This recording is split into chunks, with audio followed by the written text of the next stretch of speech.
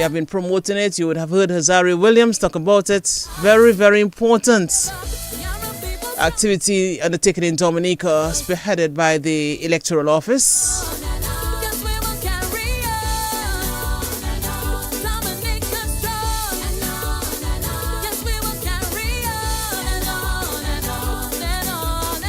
It's National Emblems Week and Flag Day is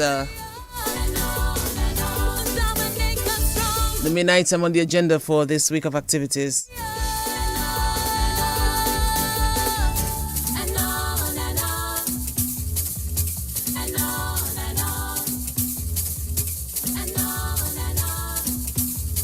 And of course, Flag Day was instituted by the Cultural Division.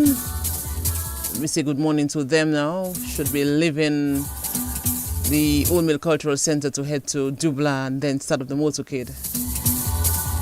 Wilson Matthew, Chief Cultural Officer, and his team. Okay, so we welcome you now to the discussion. As I said, you would have heard Hazari Williams mentioning this morning that we have a discussion from 901 hour discussion. We have two ladies with us in the studio, very important, and we welcome them to this morning's discussion. We welcome listeners as well. We are also on social media bringing this live to you.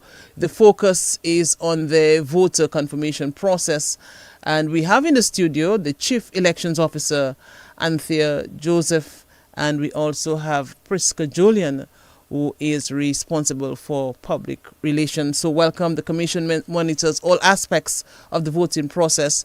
And it's not only voter registration and vote counting, but there's a lot more that the Commission is responsible for. And that's the duty of our guests, of course, to tell us. In recent times. We would have heard a lot, that's a national conversation. We have heard a lot about what is happening, and we welcome you to the discussion. Let me go to Studio 2 and get introductions from my guests. Good morning, ladies. Welcome.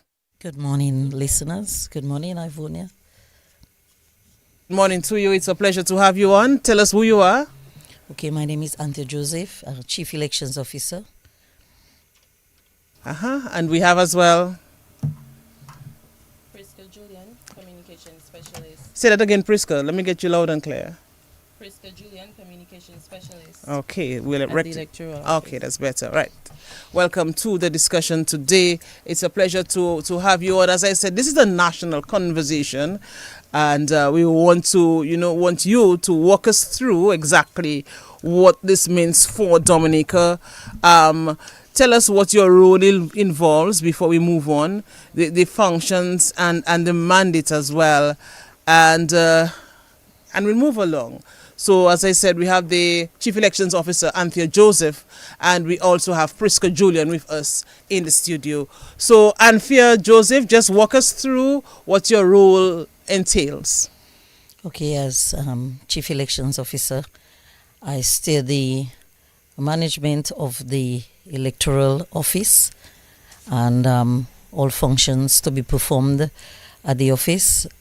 Also, I work under a commission, members of the commission, as Duncan Stowe as the chairman of the commission, and members Alec Lawrence, Commissioner, Lennox Lawrence, Wayne James, and Hilary Shillingford.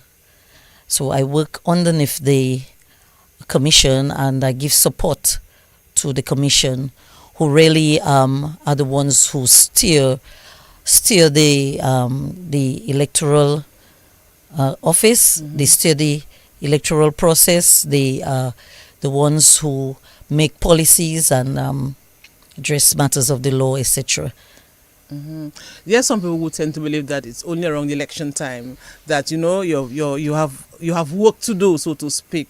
I'm dispel that understanding, because I'm sure that even throughout the year you are involved in so many other things. So let us understand as well, apart from what we are discussing here today, just broaden it in terms of what you do on a daily basis. Okay, well, I have an administrative function at the office. Where it entails just the general management of an office, as you would be aware, to do with I am the accounting officer for the office, the one who gives direction as to functions and duties, work to be done. I steer this project, the confirmation project that is we are now undertaking. One of the aspects of my role in that all the confirmation applications that come through, that it will have to be approved by myself. Also, every new voter registration as well, the applications are to be approved by myself. So you may well be aware that it's a heavy portfolio. It's a lot of responsibility to steer this project and to oversee everything that's been done to accomplish this process in 1 year. And before that, we had a lot of planning, a lot of preparation, and it was hectic from way back to identifying the company for the ID cards or for the system. Also employing 105 enrollment officers, identifying the confirmation centers through the entire island, ensuring that they were equipped with furniture and internet. So it has been a lot. It has been a heavy portfolio. It has been, well, as I said, a very big mandate that I walked into at the beginning of my tenure at the electoral office. You took over from Mr. Michael Anthony, was it? Right. Yes. And as I said, that I just remember Clem John, very notable chief elections officer who would have served many years as well. So let me just say good morning to him. Priska Julian, just walk us through. I know you mentioned who you are, what your role is, but just walk us through what your role entails, especially at this time as we're looking at the confirmation process. Okay, I am the communications specialist at the electoral office, and I newly joined the team. And so this period is expected to be a heavy period, like you said. The confirmation process is a huge national project. And so right now, my role at the electoral office is to ensure that as much information as possible goes out to the public. We want all Dominicans here and abroad, everybody who is concerned or needs to be involved in the process, to know what is going on. People have a lot of questions, where to get confirmed, what to do, what it's about, and so on. So we want to make sure that people do know or have the information at hand, and so that is really my role. Right. Now, listeners may remember that there was the passage of the electoral reform legislation earlier this year in Parliament. Just last week as well, the Dominica Electoral Commission formally announced that the long-awaited voter confirmation process will begin on October 15, which is this week, which is Wednesday. Walk us through, Madam Chief Elections Officer, what this means, how significant this is, and how did we arrive at this point? Well, this is a very significant process, and every voter who is on the voters list as of May 2025 is mandated to be confirmed. The confirmation period will be for 1 year, 12 months, and we can extend it to at least 15 months if needs be. Every voter needs to be confirmed because at the end of the period, if you are not on the new voters list, then you are not eligible or you will not be able to vote or participate in elections, the general elections process. And so that's why it's very important for voters to get confirmed at this time. After the application is taken at the confirmation center, then it will each voter will receive a voter ID card, And I want to just clarify there that it's not a national ID card, as some people thought, but it is a voter ID card that the voters will get, and they will be able to use that to go to the polling stations when the elections are called at any time. And this card will last for a period of, it's valid for a period of 5 years. 5 years. Okay, I want us to go through this again as we continue. But even before we move to that point, there's also the Electoral Commission, headed by Attorney at Law Duncan Stowe. We had plans to have him here, but of course he's tied up now in another activity, very important activity as well. But in reference to how you all work together, Madam Chief, tell us about that, the Electoral Office and the Electoral Commission, especially now, very busy days for you. Mm-hmm. Well, it's a very tedious process, that the confirmation. And as I said, it's a heavy portfolio, and you are aware that a lot is going on at the office, and we always need direction from the commission. And I take my directions from them, and especially as it pertains to law, we have a new law that was passed in March 2025.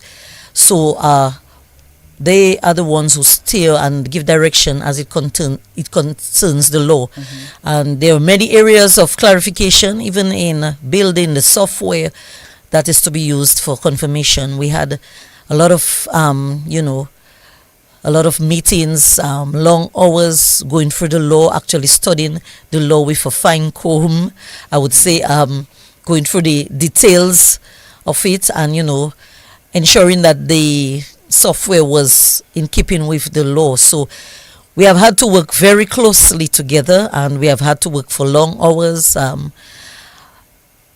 It has been I have to pull on his resources on several, many times. I have to really lean on him especially for the interpretation of the law, because a law is written and then people have their own interpretation, and you have to have the clarification of exactly what the law is stating.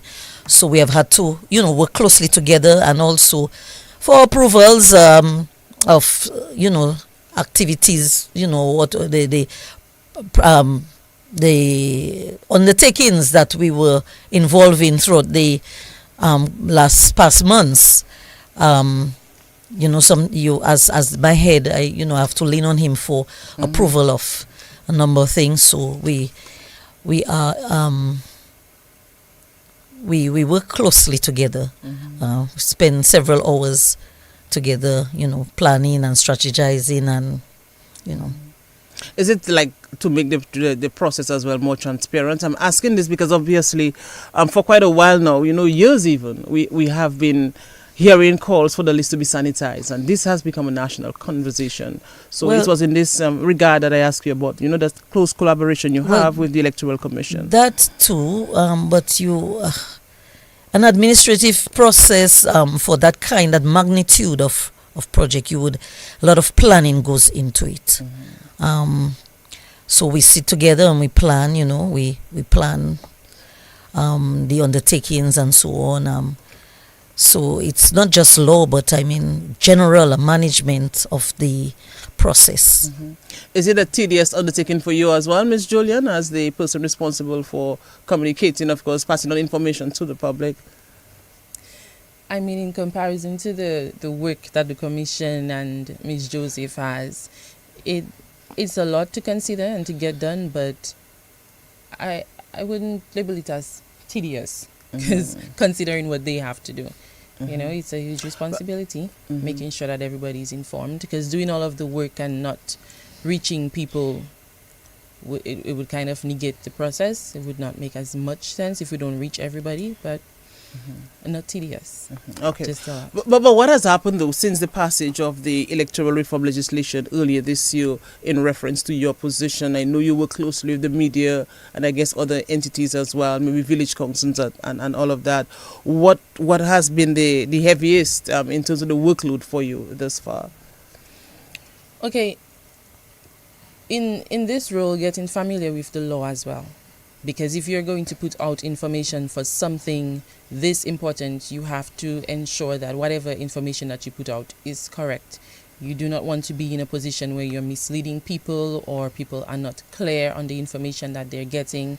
So going through the law and referencing it, I have to speak with Ms. Joseph and sometimes Mr. Stowe, just to verify the information that you're going to put out.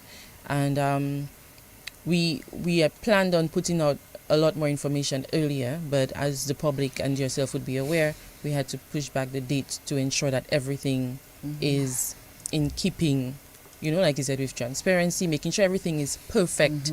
That is important for the electoral office and the commission.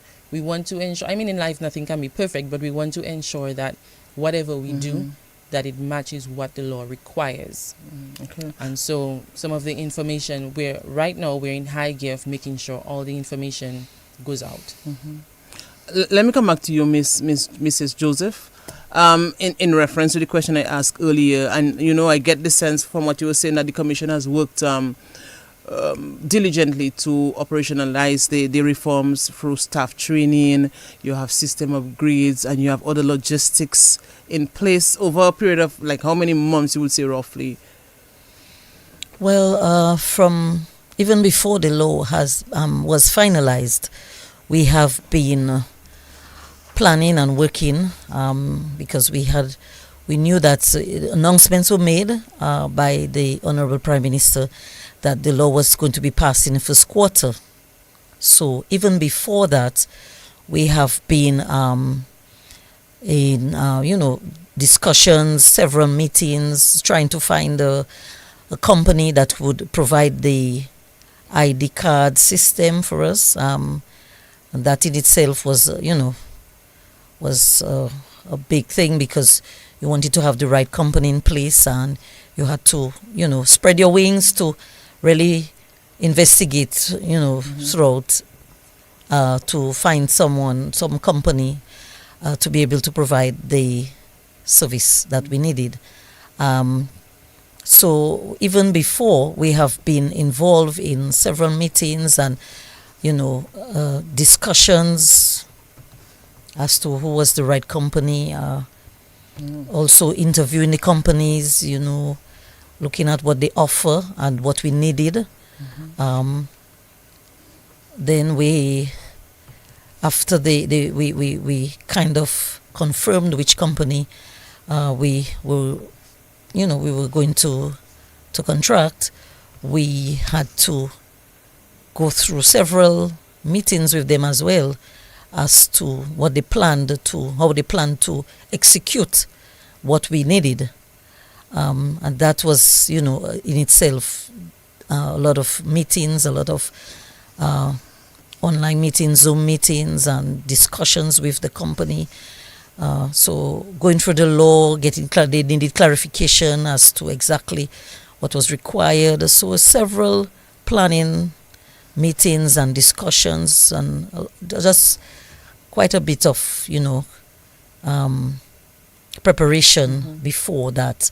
And then after we locked down the company, or we contracted the company, or we decided which company that we were going to use, then you had the entire logistics with that confirmation process. You had to put in place how many confirmation centers that you were going to set up, where you were going to set them up, how many per constituency, how many workers are to be employed at each constituency, how you were going to recruit them, putting in place budgets, and that was another big thing, the preparation of the budget for that period, which included the cost of the ID card system and the staffing, the rental of buildings through the entire island, the internet connections, cell phone service for the enrollment officers at the offices,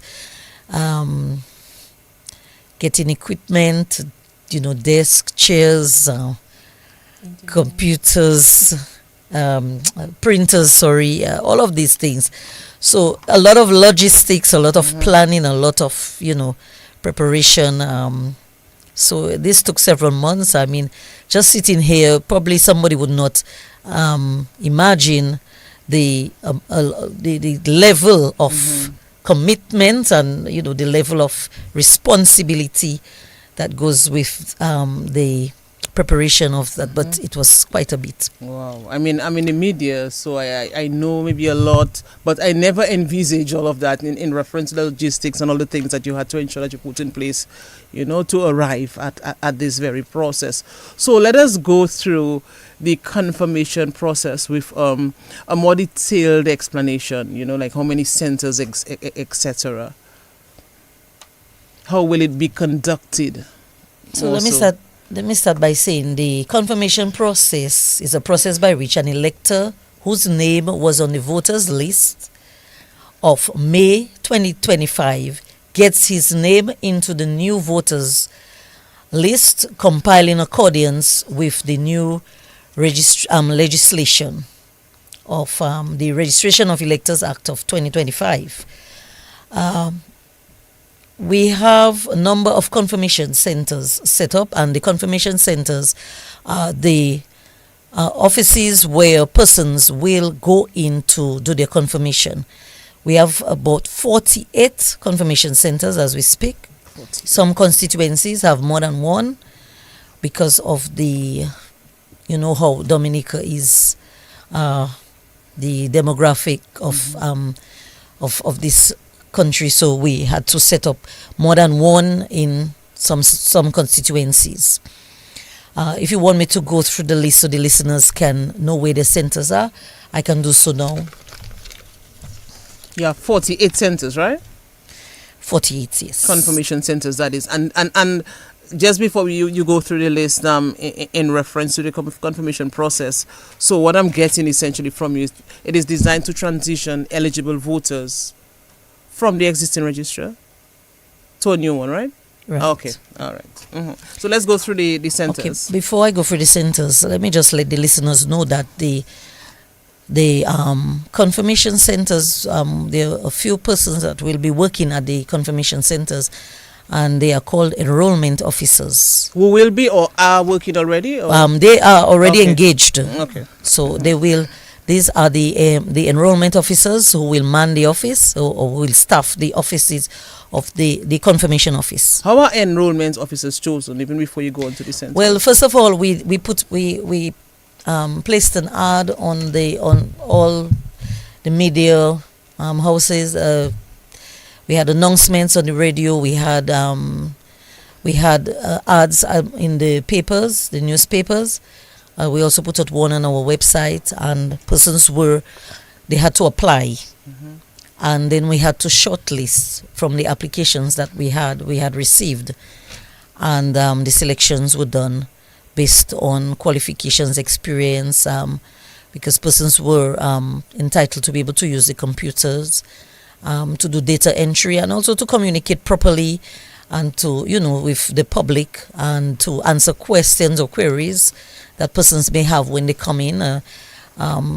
Persons with, a certain professionalism that you not, or with, we also ask the enrollment officers too that they are an extension of the electoral office. So by extension that they were required to be on a low key with political activities, or just being upfront in any political party, that they needed to be, on a low key, or not be up there, or to be biased and neutral, and so that the persons coming into the offices could feel comfortable, and that it was, a fair and balanced process. So you're satisfied that they have met the criteria set as we are satisfied, yes. Officers, okay.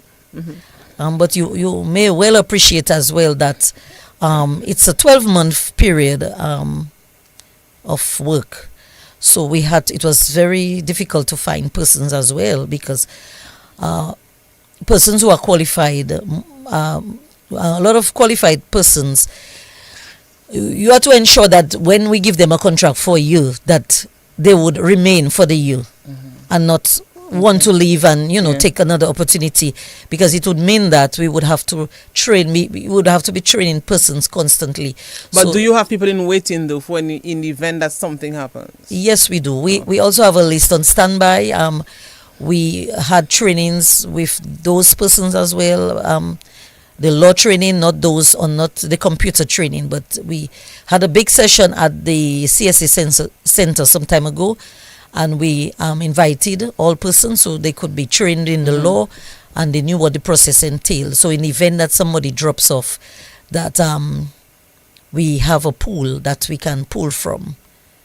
Although in some constituencies it was a little tight, certain constituencies, the pool was very small, but we still have a pool of persons. So I'll go for the confirmation centers at this time.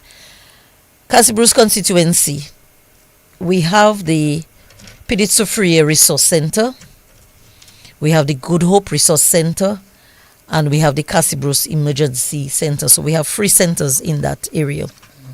Because some places can have multiple centers, as you said earlier. Right. Colio, we have the Youth Skills Training Center in Dubla, and we have the Colio Primary School.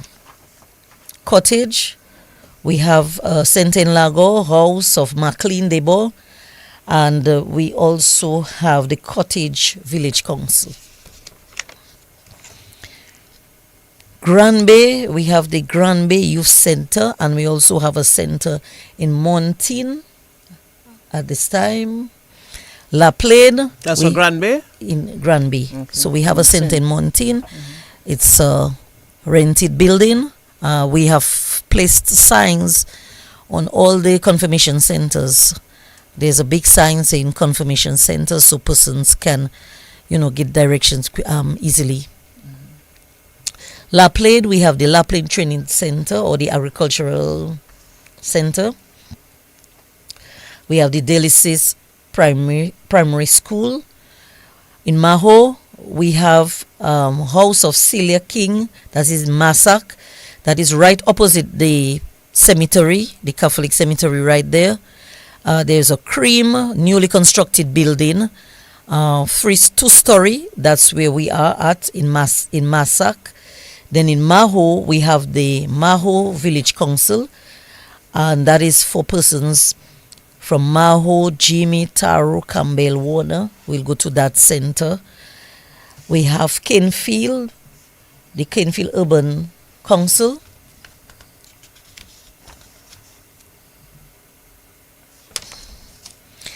Marigot, we have the Marigot Public Library and the Marigot Village Council. Mont John River Cyric, we have the Grand Force Smart Center and a portion of the River Cyric Health Center. It's not in, it's a portion of the building that was dedicated to the doctor's quarters or the nurse's quarters right there. We are using that area. It has not been occupied since Hurricane Maria. So we did some minor renovations, and that is available for persons for the River Cyric area. We have Pebush, we have the Benz Village Council, we have the Kalibishi Village Council, and we have the Pebush Village Council. Petit Savan, we have the Bellevue Chauffeur Resource Center, and we also have a center in Bacatel. We have Portsmouth, the Nagico building, upstairs in Nagico building, and that's the only center in Portsmouth. We have Roseau Central, the electoral office, and the house of Anne-Marie Clark, that is on Bath Road, somewhere in the vicinity of the stadium, right opposite the stadium there on that road. Then we have Roseau North, we have the Red Cross building, and we have the Fonkole Improvement Center. Roseau South, we have the Newtown Innovation Hub. We have the Lubia Village Council, and we also have the Roseau Primary School at Bath Estate, right there, where the old Teachers College was. That there's a school there. where the Petit Savan persons were relocated, or school was relocated. Right there in that school, we're using parts of that school for the confirmation center. We have the Roseau Valley, we have the Trafalgar Innovation Hub, Cochrane Primary School, and the Loda Emergency Shelter.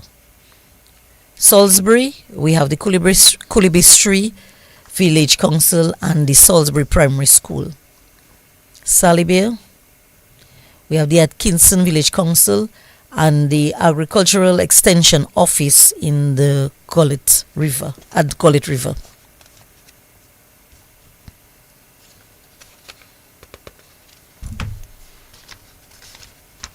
So we're going through the centers. Not finished. Mm-hmm. Yeah, I know. Mm-hmm. St. Joseph, we have the Layu Emergency Shelter, and there is another location that we just acquired just last night, so we will make an announcement about it a little later for the day. And it would have to be included in terms of the information that you have in various areas online as well. Yes, we will include that sometime later today. As I said, we just acquired it last night, so we will make an announcement on that later. So right there in the village, I think it's just after the bridge in St. Joseph, we'll have a rented building right there. But does that mean, I don't want to cut you short, but does that mean that you will include other centers as well as you go along, or that's it? Well, depending on what the feedback we get from the communities, okay, we may include other centers. Mm-hmm. Soufriere, we have the Soufriere Village Council and we have the Point Michel Resource Center. In Vacas, we have the Penville, the Vacas Village Council, and also in Thibault we have the Computer Center and we have the Penville Resource Center in Lower Penville. So it's no longer the Penville Village Council, but Lower Penville. There is a resource center there, and we have relocated to that center. Wesley, we have the Wesley Resource Center. And these are all the centers that we have for now. No. And as I said, depending on the feedback from the community, we may add one or two other. We are looking at having a center in Mont Prosper. May not be every day, but for probably once a week or twice a week, we will be in Mont Prosper at, I believe it would be at the primary school. Okay. Priska Julian, in reference to disseminating information to the public, how much of that has been done already? Apart from what we are doing here now. How much information has been disseminated to the public awareness campaign? What we have ensured that the public knows where the centers are.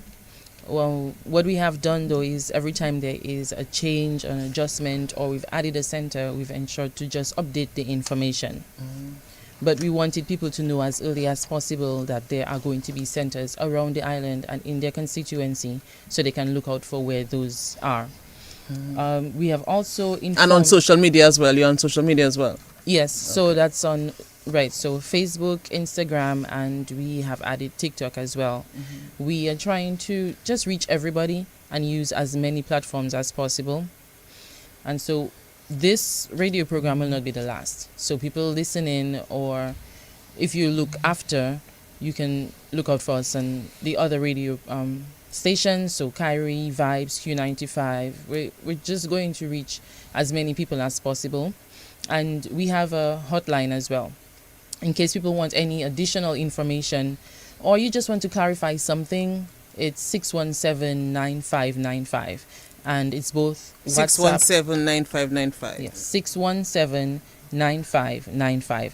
That is a hotline that was established by the Electoral Office specifically for the confirmation process. And both on WhatsApp and calls, people can reach out through that number and get information. There are senior officers at the Electoral Office who will be prepared to respond to their queries and give answers and information as requested.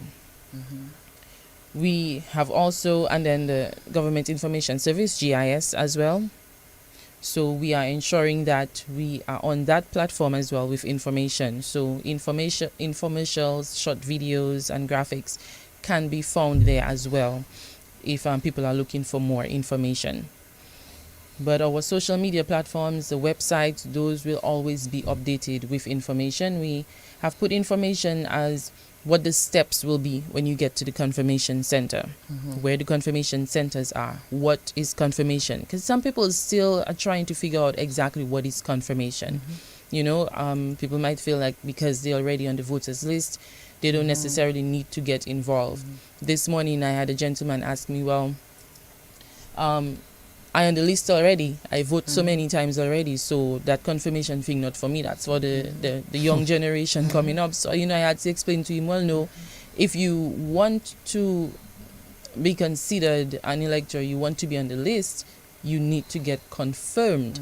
You know, it's not registered. You What already documents are needed to complete that process? Sorry? What documents are needed to complete that process? Oh, so for a person who is a Dominican citizen, you must bring a valid Dominican passport, or you can bring a driver's license or a social security card. And that's one of the things that I had to remind him of when I told him that he needed to get confirmed, to make sure that it is up to date. So your ID, if it's not up to date, it's not valid anywhere, not just for confirmation. So your passport cannot be an old one, your driver's license has to be paid up, your Social security card needs to be the new, updated. But that's for Dominican citizens. What about the Commonwealth citizens? Is there a special criteria for them? Yes, the Commonwealth citizen, they must present a valid passport issued by the Commonwealth country. So that is the Commonwealth country that they got the ID from. Okay. Which any of the Commonwealth countries, and another valid government or official document to establish their identity and nationality. So that could include their driver's license, a social security card, or voter's ID card.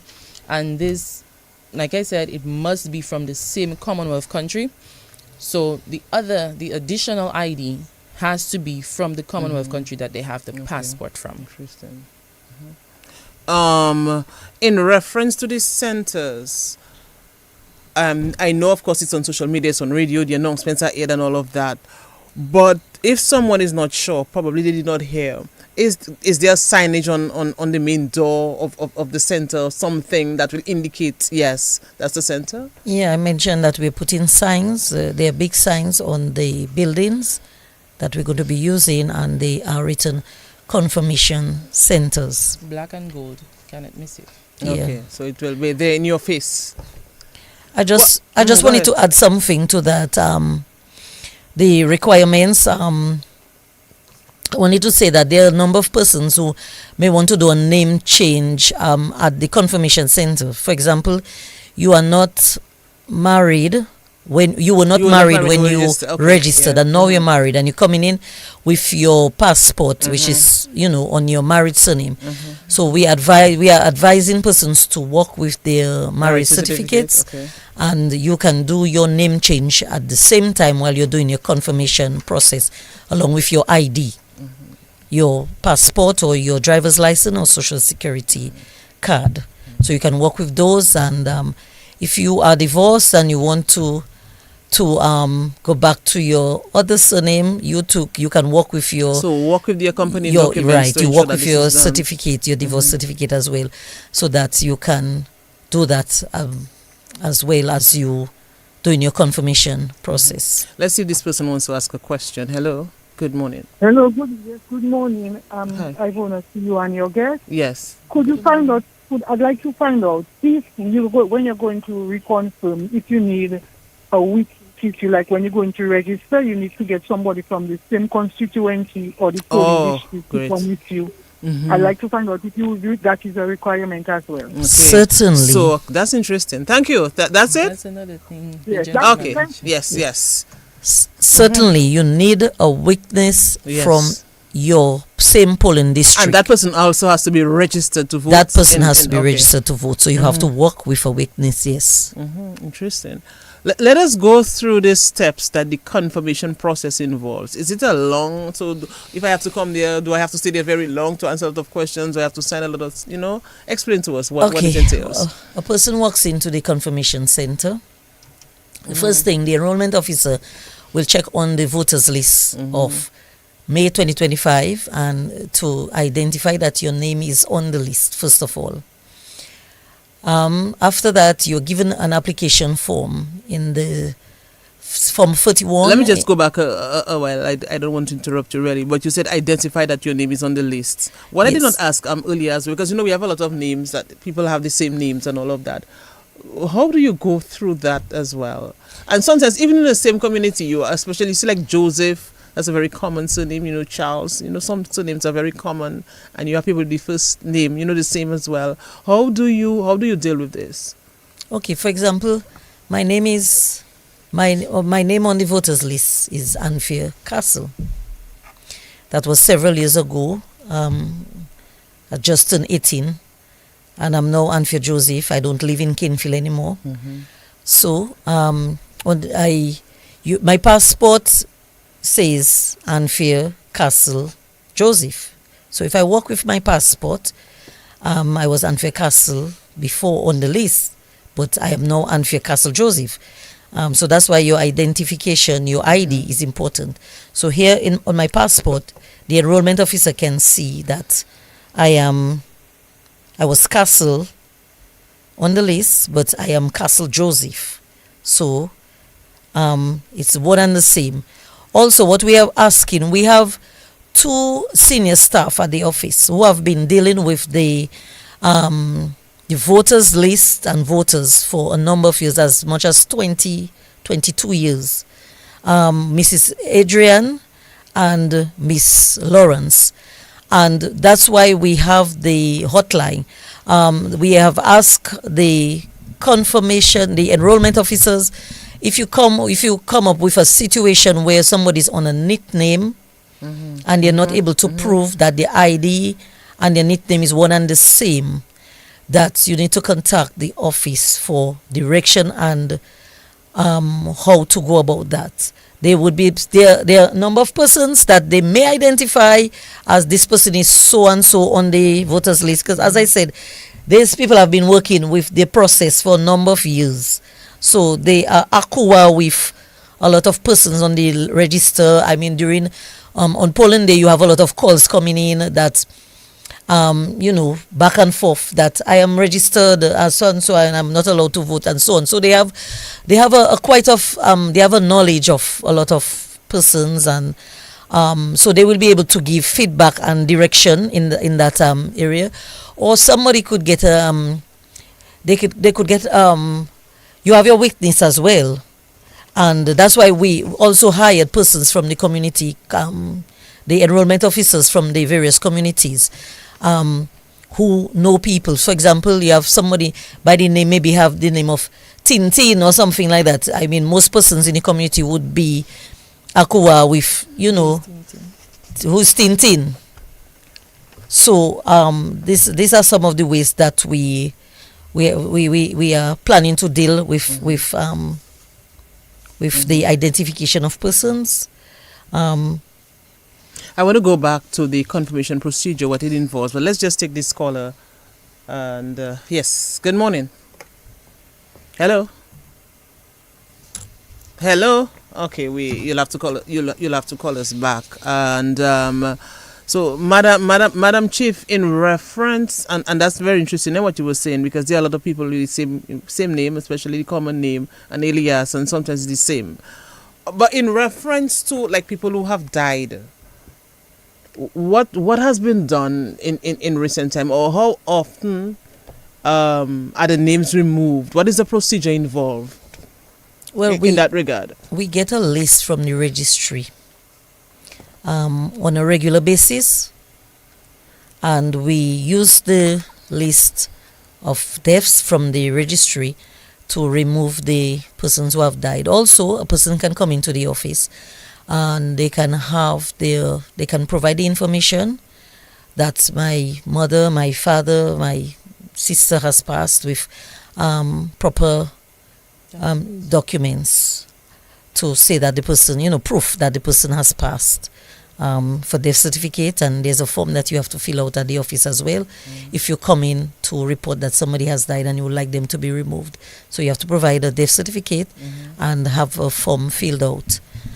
So that is the ways that we remove persons who have passed from the list. So someone listening now can just gather their documents together, come to the office and present them, and then you take it from there. Right. All right, very interesting. Let us go back to the telephone. Hello. Yes, good morning. Hello.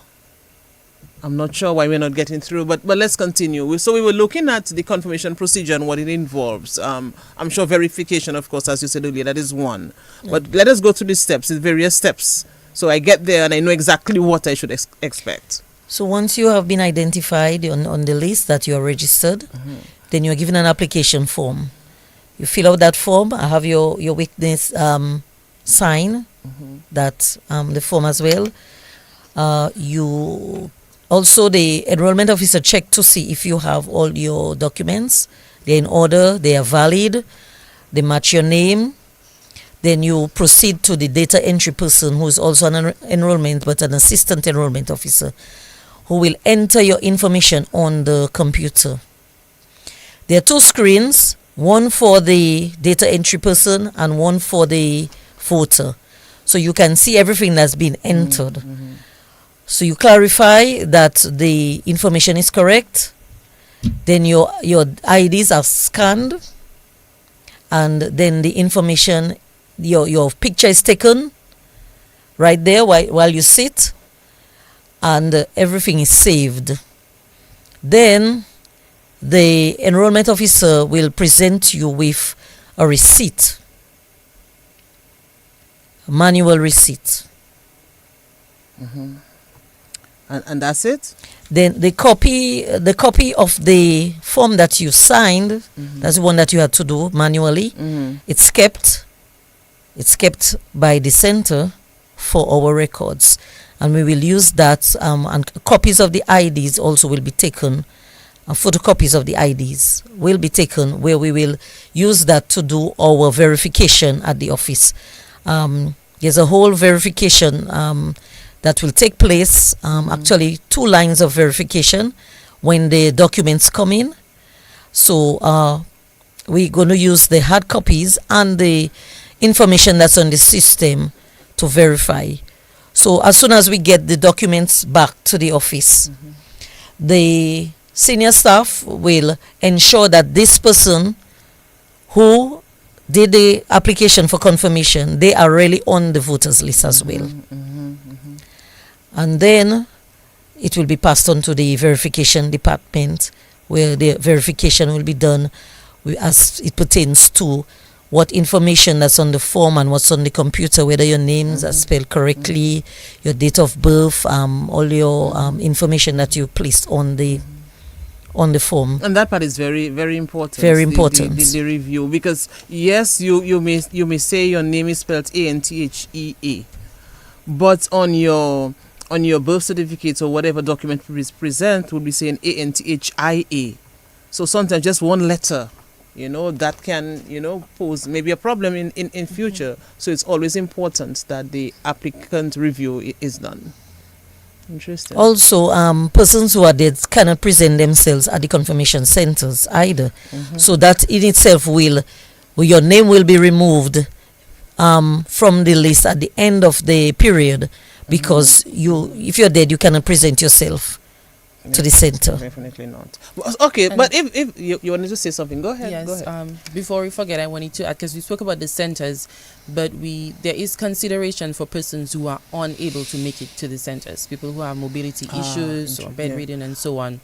The mobile I'm happy you brought kits this will in. be used to visit them to ensure that they can be confirmed, because we want nobody to be left behind. So consideration was made for that. Okay, that's good. Okay, so if there is a discrepancy what happens and what are some of the discrepancies that you usually see? Okay. So at the confirmation center, the enrollment officer can deny or taking the application from someone on the following basis, right? For Dominicans, the applicant is not the person whose name is mentioned on the register of voters of May 2025. So you present yourself, but you're not the person. So the enrollment officer can refuse to take your application or to refuse to have you do the process. The information required to be provided for confirmation has not been provided or is inadequate. So your ID has expired. You don't have an ID. Then the process, you cannot do the process. For a Commonwealth citizen, the applicant being a Commonwealth citizen has left Dominica and appears to be no longer resident in a polling district. Then you can be denied. And now there is an interim receipt or certificate that is given if a person is not confirmed by the enrollment officer. You don't need to be worried. If you believe that you are a voter on the list and you were refused, you don't need to be worried because there's an interim certificate that will be given to the voter. And with that interim certificate, you can apply for an appeal by the Chief Elections Officer for confirmation. So you felt that you were on the list, but you were not allowed to do the application, or you were not, your process was not allowed at the confirmation center. Then the enrollment officer has to provide you with a interim certificate or receipt. And then you can also fill out application for appeal, whereby the Chief Elections Officer will review your situation and review your documentation and make a decision. If the Chief Registering Officer or the Chief Elections Officer refuses to have you confirmed, then there's another level of appeal that will go to the Commission, and they will look at it as well and decide whether that person is to be confirmed. Interesting. I also want to make a correction that at the beginning of the program I said the cards would be for 5 years, but it's a 10 years. 10 year duration. So I just want to make that correction for all the listeners who heard me. Just say it again, so with the 10 correct years. information, the cards, The and tell ID us what- cards, the ID the voter cards. cards. Okay, I just wanted to say this again for emphasis. Just repeat, you said 5 years, but you say no, it's 10 years. 10 years, So yes, the correction. voter ID cards will be issued for 10 years. That's 10 what you're years. saying essentially. Okay, let's go to the telephone. Let's see if this person wants to share something or ask a question. Hello? Yeah, good morning. I would like to know the voter ID card. If it's make, you have to go and make it. Say it again. The voter ID card. If it's You have, if you have to make the voter ID card. yeah. Okay, let her go through this again. I know we said it earlier, so it's really important that we repeat. But thanks. That's it. That's your question. That's all. Yeah. Okay, all right. So you're talking about. Before you go, you must have it to vote. You must have it to vote. Say it The ID again. card. Yes, You it's a must have voter the- ID card, so you need Okay. it. Yes. I listen to you. All right. Okay, all right. So just go through this again. Voter ID card, and it's also asking if you must have the voter ID card to vote. Okay, after your information is presented to the confirmation office, then it is verified at the office and approved by the Chief Registering Officer, the Chief Elections Officer. Once I approve your application, that means everything is okay. Then it goes to the card printing section where a voter card is printed. And these cards will be distributed to the voters. Persons can come in and collect the cards, or it will be mailed or sent out to persons. And with that card, you use that card to vote after the confirmation period. So if the elections are called after the confirmation period, you must have your voter ID card. You will not be able to vote, or you will not be allowed to vote without your card. Let's go back to the telephone. Hello? Yes, good morning. Hello? Okay, you'll have to call us back, although we are nearing the time for us to end. But I remember Prime Minister Roosevelt Skerrit had urged the Commission to meet this deadline, October 15. And at that time he was underscoring the urgency of implementing reforms. So at this point, Ms. John Baptist, we're having some problems hearing. You have problems hearing me now. Okay. Oh, that's good. Yeah. You hear me better now? Much Okay. better. So I was saying that I am the Prime Minister, of course. He had urged the Commission to meet the deadline set as October 15. At that time, he was looking at the urgency of implementing reforms. So at this stage, today, the 13th of October, we can say it's all systems go. Everything is ready. We are 99.9%. 99.9. That's a lot. That's a big. I mean, who gets 100? So you are definitely ready. So no hitches. We should expect. Well, we are trying our best to ensure that everything is okay. The important thing is we have the software installed on the computers, and the computers are at the centers. We have just a few more centers to place computers today, and we have enrollment officers they have been contracted. They have had training. The last training is today.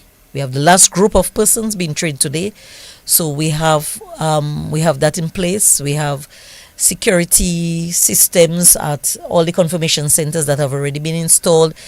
As late as last night, signs were being placed on the centers. Number of places have signs, written confirmation centers. So we are working round the clock, and we are ready to go on the 15th of October. And which is they'll be Wednesday. working every day from Wednesday. And what's the time frame in terms of the dates? Not the dates, the time in any specific day. Okay, we are working this Wednesday from 9:30 to 5:30. Thursday, Friday, same time. On Saturday, from 9 to 3 p.m.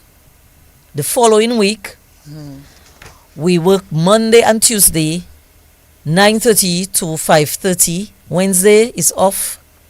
Thursday and Friday, 9:30 to 5:30, and on a Saturday, 9 to 3 p.m. 9 a.m. to 3 p.m.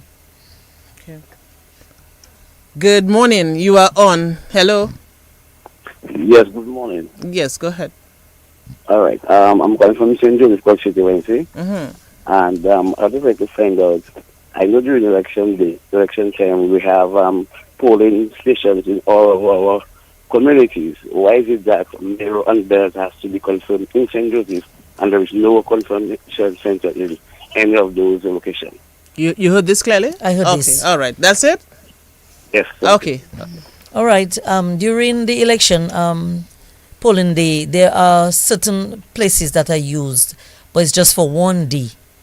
So you can well imagine, for example, the village council office where the court is. We had identified that area as one of the first areas for a confirmation office, but there is a court right there where court is in session on several days, and that would be having a line of persons coming in to confirm would be a distraction to the court. When I looked at the location, and also the village council there is a small place. It's not really a big office. It's a little office with 2 staff, and I understood that they were getting a third. So it was not appropriate. Also, most of our centers are secured to just the confirmation center. So we had to put up partitions in a number of places to enclose the areas where we could have the area secured. So when the enrollment officer leaves, the place is locked and nobody has access. The St. Joseph Village Council, they did not allow us a space where we could put up partitions or have a private space that would be secure. It's an open area. It's normally used on polling day, and it was not appropriate for confirmation. We have tried to, we have been looking for rental buildings in St. Joseph. We have been going back and forth looking for rental buildings, and it was very difficult. But as I said, we are making arrangements with somebody as of last night We found the building just past the bridge in St. Joseph, right in the central, the center of St. Joseph. So we are making arrangements, and we'll put out that announcement shortly for St. Joseph. So I want to call it to rest assured that we are setting up a center in St. Joseph. So we will put out the announcement later today and for the week. Okay, interesting. Let's just take the final caller because we have to end in a short while. Good morning. Hello? Okay, so that person is not on. Priska Julian, just before we end, let's just revisit for emphasis, some of the key areas again before we leave, what you'd like people to understand, what exactly that they should know. Okay, and before I go to the general thing, I just want to answer someone's question from online. Okay. They're asking if someone tries to register in 2 constituencies, if that will be picked up. If someone tries to register in 2 constituencies? In 2 constituencies, yeah. So, for example, you register in Grand Bay and then you try to register in Roseau Central. One of the key aspects of the software and the system is the ID, the picture, and the facial recognition. It will be flagged. And like Ms. Joseph said, there are verifiers. So if someone tries to do that, it has to go through so many different security processes before an ID card is even printed, before the chief registering officer, Mrs. Joseph, actually says, go ahead and confirms that that registration for confirmation. So there is no way somebody is going to register in 2 constituencies or 3 constituencies and get away with it. It will not pass through any of the verification processes in place. And we can rest assured that is the case. We can rest assured on that. Actually, there is a feature on the software that you can there's an audit trail, and there is a system that we have that you can actually pull up 2 records and compare it by facial recognition, by names. There is that security. So I want persons to rest assured that no person will be allowed to confirm twice. We will pick you up from the office, from the software that we have. It will pick you up. A red flag. All right. And of course, in these days of advanced technology, and a lot of people know how to go about doing things probably like that, But it's interesting as well that you mentioned that, that will be shown immediately. And during our training, the company, the person who was with us training, that was one of the highlights of our training indoors. She mentioned that in some country where they did the similar system, that one person tried to register several times using different features like wigs, glasses, hats, different things, color hair. And because, and as you mentioned, that even with AI now, I mean, we have to be very careful. Right, and that person was picked up by the software, and even for the matter, I even asked the question, what about if we have twin, and they look identical? And she said yes. It will pick it up. Yes, and there's a feature that we will be able to distinguish that it is. It's very intricate. 2 different people, even with identical twin. So I want the listeners to rest assured that we have gone through all of this. I'd like to see this one work, though, especially with the identical twins, because they are twins. They just look so, you can't even really recognize who is who. But that's interesting. And these are the things that we have to safeguard against. So if Dominica can implement these measures as well, all the better.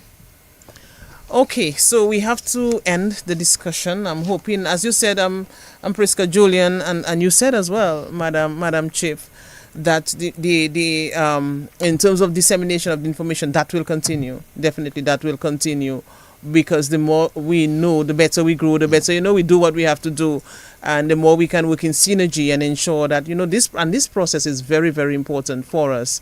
And as I said from the onset, that the national conversation, it continues. We hear so many things, but it's always good to come and verify, come and give the facts, in fact. And I'm very happy that you did that. So what is the next step for you in terms of public dissemination? What again, apart from us looking out for for the, I think you have some notices. What again, any other radio discussions you'll be engaging in? Any, how do you meet people? Well, as the process unfolds, there may be a number of questions that people may have, and they may want clarified, because the process is just going to begin on Wednesday, and I'm sure a lot of persons are going to call to ask questions.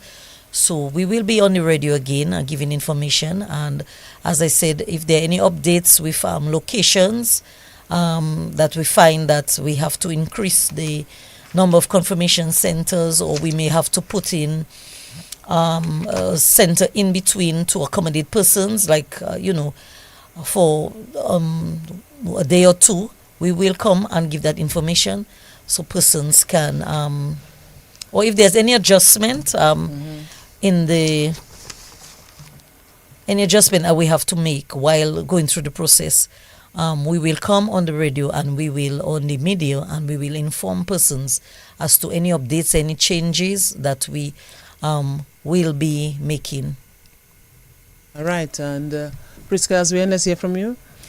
Tomorrow we will be on Vibes Radio from 9 a.m. to 10 p.m. and then we'll be on Q95 as well from 1:30 p.m. So people who want to hear more information or they want to ask any questions, they can listen to that. We, of course, after every program, we get some more questions. So if there are questions and somebody sends a message, which we encourage people to do, by the way, besides the hotline, you can send a message on Facebook, on Instagram, you can send it will be addressed. So after every time we engage the public, there are questions that come up.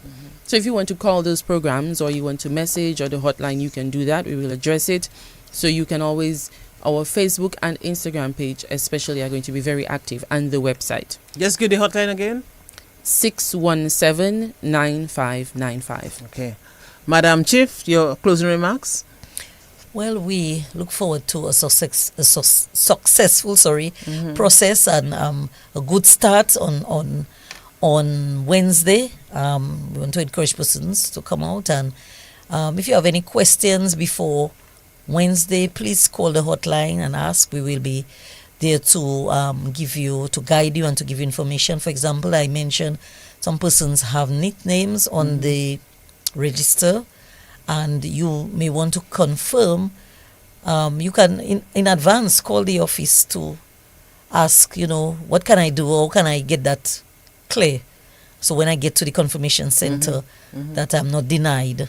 So you can already begin to call us, and we will be willing and able to give you information to guide you, and we just look forward to a successful process and a good start on Wednesday morning. Okay, so thank you and all the best. Back to your duties, right? Yes, there's a lot to be done still, but we are ready for the 15th of October. All right. Thank you for having us. Thank you for having us. All right then.